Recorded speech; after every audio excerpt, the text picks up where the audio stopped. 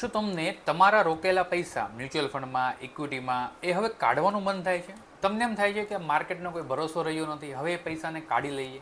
તો શું તે આ સાચું તો વિચારી રહ્યા છો તમે? આ વિડીયોને છેલ્લે સુધી જોજો. માર્કેટમાં તો ઘણા ઉતાર ચઢાવ આવતા જ હોય છે, પણ આપણા ગોલ જે છે એમાં કંઈ ઉતાર ચઢાવ ન આવવો જોઈએ. આપણા ગોલ હંમેશા ફિક્સ હોવા જોઈએ, જે આપણે ઓલરેડી ડિસાઇડ કરીને આપણે ઇન્વેસ્ટમેન્ટ ચાલુ કરેલું હોય છે કે આજથી 15 વર્ષ પછી કે મારા છોકરાઓ મોટા થશે, એમના એજ્યુકેશનમાં આ પૈસાનું વાપરીશ.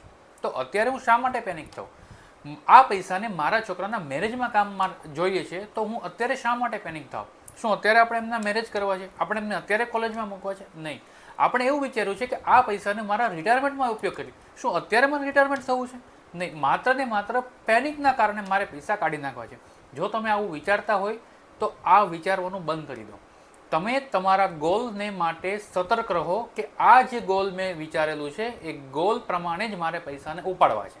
ત્યાં સુધી મારે એ પૈસાને ઉપાડવા નથી. જો આવું કરશો તો ચોક્કસપણે તમે તમારા ગોલને પામી શકશો. આ વિડીયોને તમારા મિત્રો સુધી શેર કરો અને પેજને ફોલો કરવાનું ભૂલતા નહીં.